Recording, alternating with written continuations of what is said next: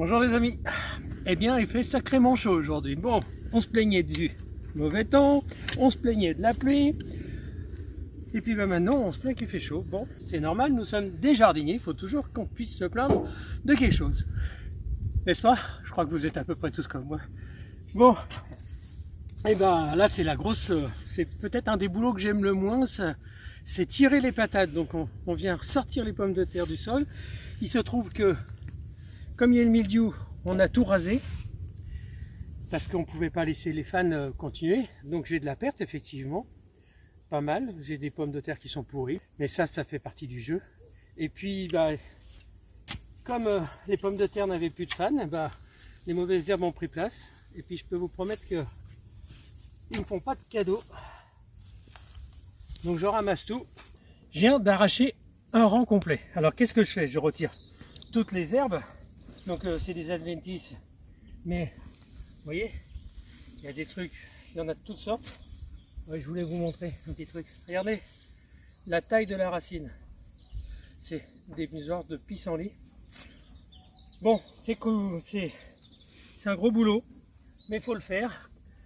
Comme disent les Anglais, c'est un sale boulot, mais il faut qu'il y ait bien quelqu'un qui le fasse. J'aime bien ce petit dicton. Et puis eh bien, je vais étaler la terre, je vais passer un coup de râteau, je vais passer un petit coup de motobineuse avant pour étaler la terre de façon à ce qu'elle soit bien plate. Et je vais semer de la moutarde pour pouvoir nettoyer le sol et faire un apport en azote. Je vous montre, j'ai commencé la semaine dernière sur cette partie-là, c'est déjà sorti la moutarde. Toute la partie qui est ici, normalement, c'est de la Dolwen. La Dolwen, c'est la fameuse patate bretonne qui se conserve bien. Donc elle n'est pas énorme parce qu'on a coupé les fans avant, mais ça va bien. On a déjà ramassé de la Manitou, c'est de la grosse pomme de terre rose, bah vous verrez, elle est toute petite. De la Sarpomira, c'est la pomme de terre qui résiste énormément au mildiou. La récolte est correcte, mais pas très grosse pomme de terre non plus. Et puis bah ici, je vais tout nettoyer. Le mois de septembre ne s'arrête pas à la récolte des pommes de terre, bien évidemment. Il est l'heure de ne plus travailler sur les potirons ou les butternuts ou les courges en général. Vous ne les arrosez plus, vous laissez tout se reposer tranquillement et le mois prochain vous allez les ramasser. Mais à partir de maintenant, on arrête l'arrosage. Pour les patates douces, vous continuez l'arrosage jusqu'au 15 septembre. Je vous rappelle que du 1er août au 15 septembre, on met 5 litres d'eau par jour sur chaque pied et c'est pour ça qu'on met le petit tuteur.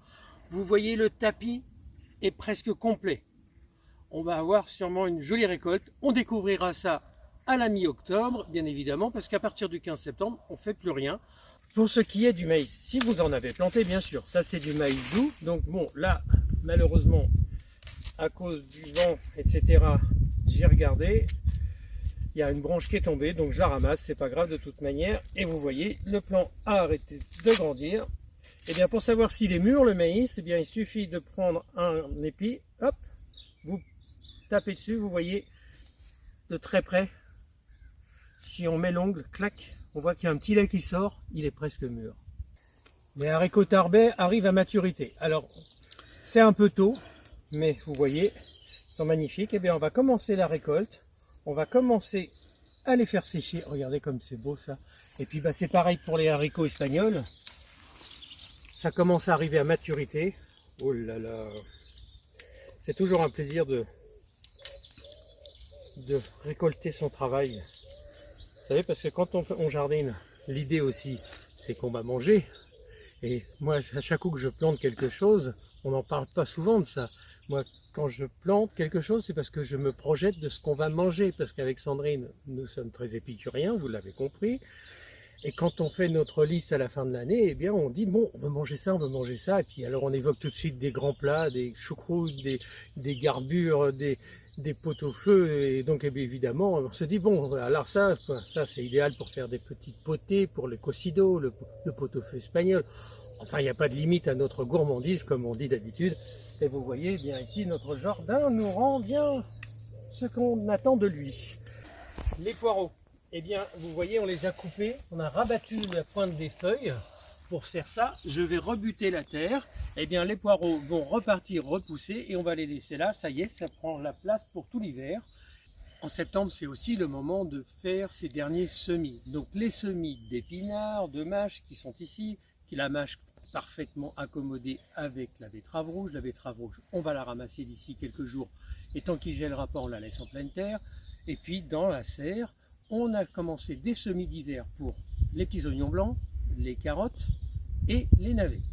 Ensuite, il y aura aussi tous les plants, on va aller les voir. Et ici, je vais faire un petit tunnel avec une moustiquaire parce que je vais replanter des choux. Et puis, dans tout ce qu'on va planter, on remet aussi de la blette. Vous pouvez le faire en ce moment. Je vais mettre du chou rouge, je vais mettre du chouquel, vous les voyez, ils sont magnifiques. Hein. Et puis derrière, ici, il y a toutes nos salades qui nous attendent, donc différentes variétés. Et puis derrière les salades, vous avez tous les choux chinois qui sont là, les choux-fleurs aussi. Vous voyez, il y a plein de choses à faire au mois de septembre. Et quand vous aurez fait tout ça, vous aurez largement de quoi manger pendant tout cet hiver. C'est magnifique. Vous voyez, le mois de septembre, c'est pas un mois où on ne fait rien. C'est le moment de commencer à ranger tout pour l'hiver. C'est le moment de bien préparer son terrain. C'est le moment aussi de faire ses petites dernières récoltes. Et c'est aussi le moment de ramasser les doryphores. Ça y est, ils sont encore revenus. Franchement, c'est une année particulière. Une année où il a fait énormément de pluie au mois de mars. Il a fait très sec au printemps. Froid le matin, chaud l'après-midi. Des écarts de température très élevés, jusqu'à 25 degrés de différence entre le matin et le soir. Donc ça fait quand même beaucoup de difficultés pour un légume. Un mois de juillet catastrophique avec de la flotte, parce que c'est même plus de la pluie, c'est de la flotte tellement il tombait. Et puis on est arrivé sur un mois d'août très mitigé. Et là maintenant on est au mois de septembre et on est en canicule. Bon, vous y comprenez quelque chose de la météo? Moi non plus, donc ça me rassure. Et bien on va continuer comme ça, et on parlera aussi d'autres légumes qu'on a fait cette année. Donc ici je vous montre la morelle de Balbis. Alors on peut dire Balbis puisqu'il y a un S à la fin. Moi je suis sur l'idée de dire morelle de Balbis. Et puis d'autres petites merveilles qu'on vous garde en surprise et en réserve. Et puis au fait, il faut aussi ramasser les melons.